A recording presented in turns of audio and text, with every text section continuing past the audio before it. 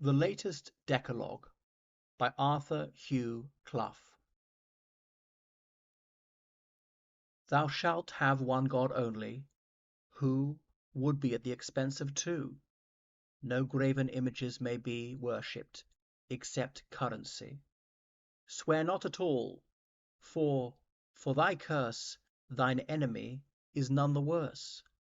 A church on Sunday to attend will serve to keep the world thy friend. Honour thy parents, that is, all from whom advancement may befall. Thou shalt not kill, but needs not strive officiously to keep alive.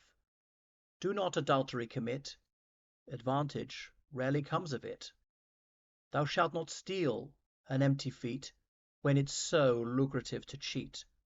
Bear not false witness, let the lie have time on its own wings to fly.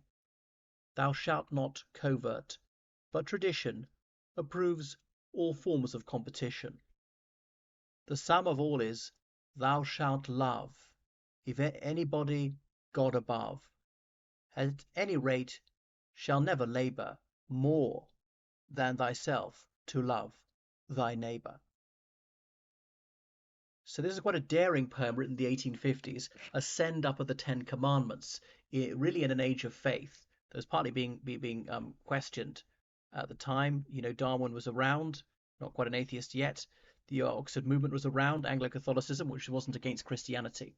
But there it is mocking the Ten Commandments. Bear in mind that blasphemy was a crime prosecuted even into the 1970s. The love that dare speak its name, the gay news and all that. Um, so this is giving very cynical reasons for the Ten Commandments. You'd only have one God because if you had two, you'd have to spend more on building more churches, making more sacrifices. Graven images, you don't worship them except money because money's got the heads of people on it. By the way, the Ten Commandments bans art. You don't believe me? Look it up. Not the summer, the whole thing. No images of anything on the earth, in the water beneath the earth, and in the sky above the earth. No images. Artwork prohibited. But everybody cheerily ignores that. Don't swear because it's not going to hurt your enemy.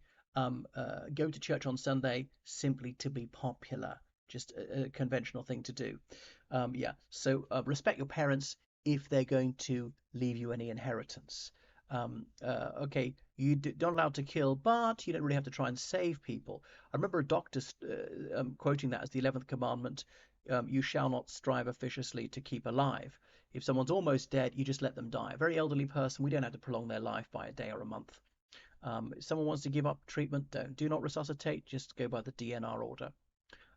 Don't commit adultery because not because it's immoral, but because it might be bad for you in the end.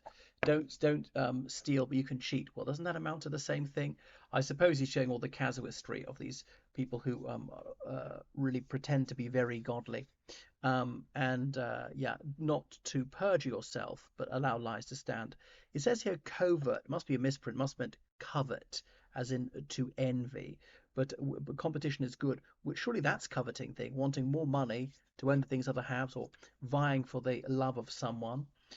Yeah. So okay, you have to love your neighbour as yourself, but you don't have to work too hard at it. So that was Hugh Clough. Well, not to strive to keep alive officiously. He died at the age of 42. So I suppose that one was worked out in his case, although it's wasn't that young at the time. He's a British poet, grew up partly in the United States before the American Civil War, an Oxford graduate, a dear friend of Matthew Arnold, and Thyrsis, the poem, is dedicated to Hugh Clough, and he won some big prize for his pastoral about a holiday in rural Scotland. So that is the not very well known Hugh Clough, sort of minor poet of the 19th century.